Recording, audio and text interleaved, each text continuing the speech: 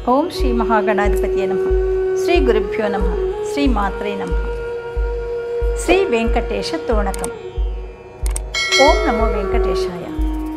ఏడుకొండల స్వామిని నమ్ముకున్న ఎవరూ చింతించనవసరం ఉండదు. అటువంటి ఆపదల మొక్కల స్వామిని ఏదో ఒక రూపంలో సదా మనం భజించాలి. ఈ స్తోత్రం ద్వారా మనం చేస్తున్న స్వామి భజన మనల్ని ఆ స్వామి దగ్గరికి చేరుస్తుంది అన్నది సత్యం. శుభమస్తు.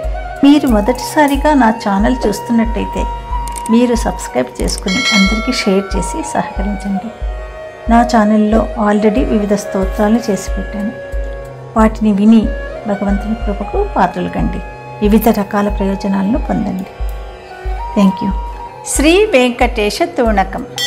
వజ్రశంఖబాణచాపచిహ్నితాంగ్రి పంకజం నర్తితాయుతారుణాగ్రనిస్సరత్ప్రభాకులం వజ్రపాణిముఖ్యలేఖవందితం పరాత్పరం సజ్జనార్చితం వృషాద్రి సార్వభౌమమాశ్రయే.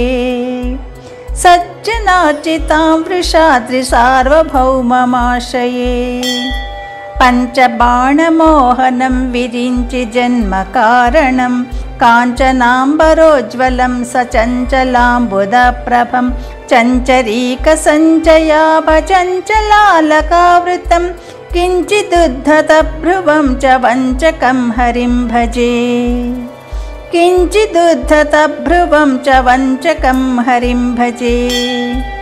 మంగళాధిదైవతం భుజంగమాంగశాయినం సంగరారిభంగశౌండమంగదాధికోజ్వలం అంగసంగిదేహినామభంగురాతదాయినం తుంగశేషశైలభవ్యశృంగసంగినం భజే.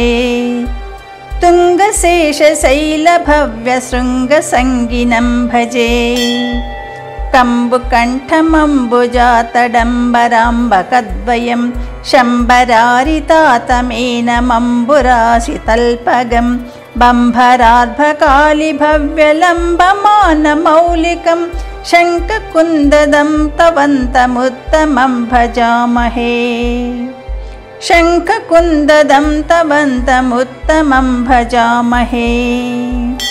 పంకజాసనార్చతం శశాంకశోభితాననం కంకణాదిదివ్యభూషణాంకితం వరప్రదం కుంకుమాంకితోరసం సశంఖచక్రనందకం వెంకటేశమిందిరాపదాంకితం భజామహే. వెంకటేశమిందిరాపదాంకితం భజామహే. శ్రీ వెంకటేశమిందిరాపదాంకితం భజామహే. ఇతి శ్రీ వెంకటేశ తోరణకం.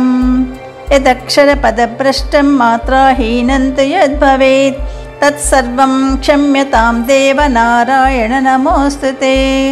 సర్వం శ్రీకృష్ణార్పణమస్తు.